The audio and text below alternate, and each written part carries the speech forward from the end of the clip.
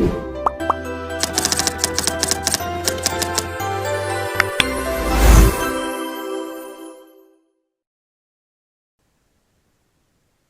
Assalamualaikum warahmatullahi wabarakatuh. Perkenalkan, kami dari kelompok 4 yang beranggotakan saya sendiri, saya Junia Sia.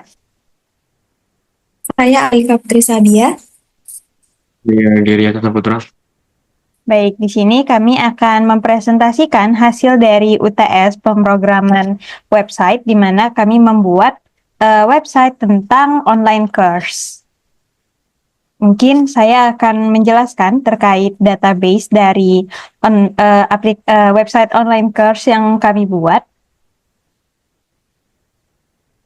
Oke, baik. Di sini kami membuat sebuah database bernama Online Course yang berisi 3 tabel, yaitu tabel Course, Registrations, dan juga Users. Nah, untuk tabel Users, itu adalah tabel yang akan berisi tentang data dari user, berupa user ID, full name, lalu email, password, dan juga role. Nah, role ini terdiri dari 2, yaitu ada student dan juga instructor. Lalu selanjutnya itu ada tabel registration.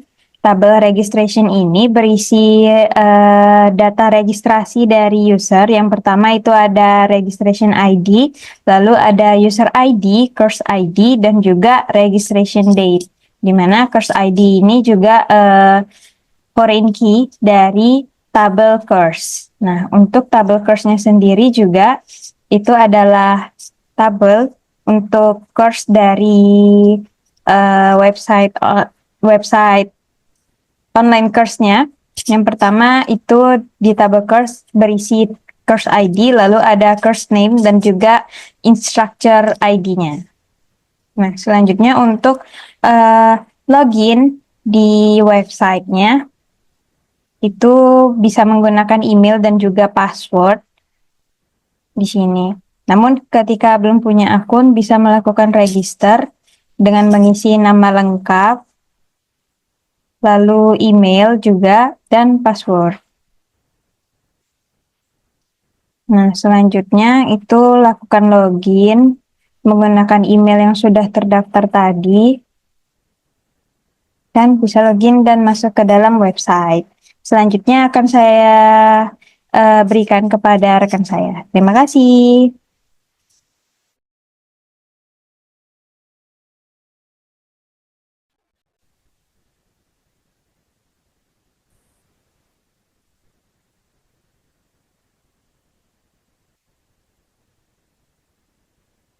Baik, selanjutnya saya akan menjelaskan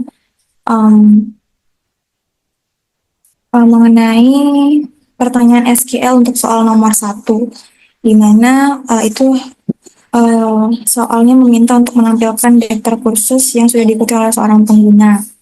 Nah, karena di sini user yang kami daftarkan itu sudah lebih dari 1, jadi mungkin langsung saja saya tuliskan query-nya itu di exam.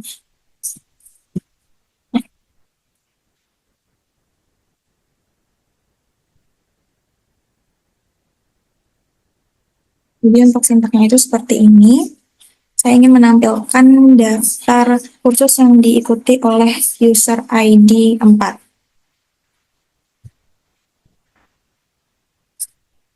Nah, tertampil bahwa untuk user ID 4 dia itu mengambil course sebanyak 4, yaitu ada bahasa Inggris, bahasa Jepang, bahasa Jerman, dan juga bahasa Thailand. Next itu untuk yang kedua itu menampilkan instruktur yang mengajar lebih dari 3 kursus. Oke. Langsung saja saya kopikan di sini query-nya. Nah, ini tampil daftar pengajar yang memiliki 4 kursus yang diajarnya, yaitu ada Nurlia Kumalasari.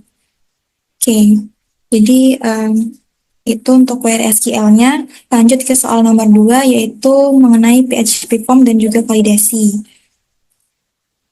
Oke, jadi saya di sini akan menjelaskan codingan untuk user registration-nya terlebih dahulu, yaitu untuk membuat form input data pengguna, di mana pada form input data pengguna ini berisikan eh, gunanya adalah untuk menambahkan data pengguna baru, di mana data yang dimasukkan itu termasuk nama lengkap, email, dan juga password. Dan untuk passwordnya sendiri itu harus di hash sebelum disimpan ke dalam database. Jadi agar kita sebagai pihak administrator itu tidak mengetahui password dari pengguna. Lalu setelah data pengguna ini berhasil disimpan, maka akan tampil pesan konfirmasi yang menunjukkan data pengguna ini baru saja dimasukkan ke dalam tabel user. Oke, next itu untuk codingan form pendaftaran kursus, di mana saya menamakan filenya itu adalah course registration.php, di mana form ini berfungsi untuk mendaftarkan kursus dari pengguna yang sudah daftar. Jadi pengguna yang daftar tadi di user registration itu akan setelah mendaftarkan akunnya, dia akan login, dan setelah login itu dia bisa mendaftarkan kursusnya. Gitu. Nah, form ini memungkinkan pengguna untuk memilih beberapa kursus yang ingin mereka ikuti. Terus di form ini juga disediakan menu drop down untuk memilih kursus, dan di mana pengguna itu bisa memilih lebih dari satu kursus. Lalu setelah pengguna mengirimkan form, data itu akan disimpan ke dalam tabel registration yang mencatat pengguna dan juga kursus yang dipilihnya. Jadi nanti akan tercatat di sini kalau dia sudah mendaftarkan kursus yang dia kehendaki gitu.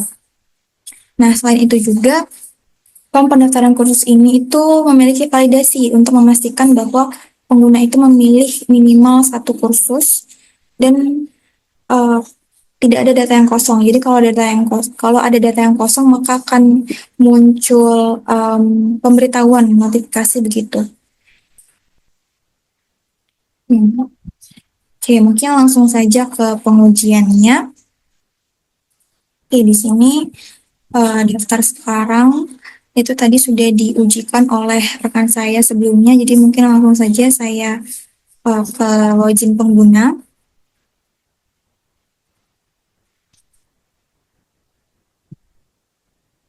Nah, di sini ada button tombol daftar kursus dan logout. Kita klik daftar kursus ini.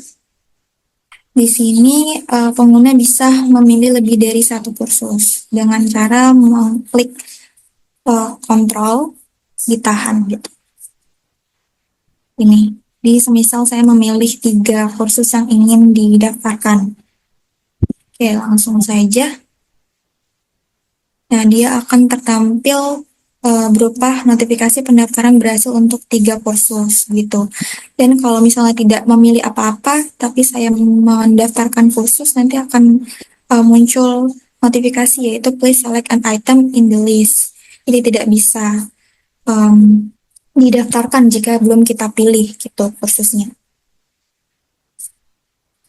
Oh ya, dan di database-nya itu muncul, bisa refresh dulu, muncul data baru yang baru saja ditambahkan. Oke, mungkin cukup sekian penjelasan dari saya. Saya kembalikan ke rekan saya.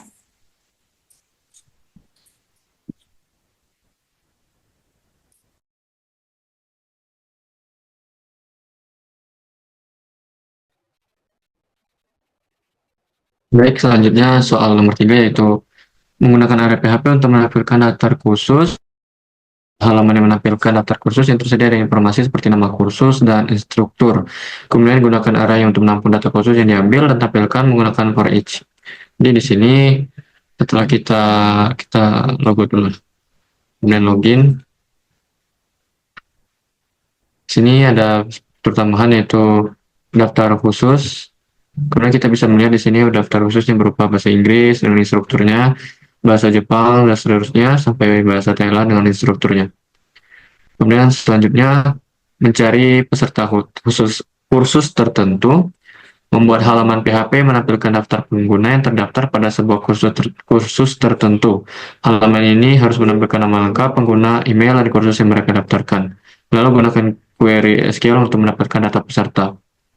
Di sebelahnya di sini ada peserta kursus untuk menjawab soal nomor 2 tadi. Di sini kita bisa memilih seperti bahasa Jerman, lalu kita lihat peserta di sini tertera nama, email, dan kursus yang dipilih. Kemudian ini seperti yang ini. Terakhir soal nomor 4, integrasi PHP, membuat halaman PHP yang menampilkan jumlah pengguna yang terdaftar pada setiap kursus. Jadi kita di sini saya membuat fitur tambahan di statistik pendaftar. Ini bisa terlihat nama kursus serta jumlah pendaftar yang mengikuti kursus tersebut. Dan di sini saya akan menjelaskan codingan yang digunakan. Seperti yang ini ada list course untuk menampilkan course tadi sebelumnya. Kemudian ada participants by course dan registrations count. Sekian, saya kembalikan ke teman saya. Baik, terima kasih. Mungkin sekian presentasi mengenai website online course dari kami. Jika ada kesalahan, kami mohon maaf. Terima kasih. Wassalamualaikum warahmatullahi wabarakatuh.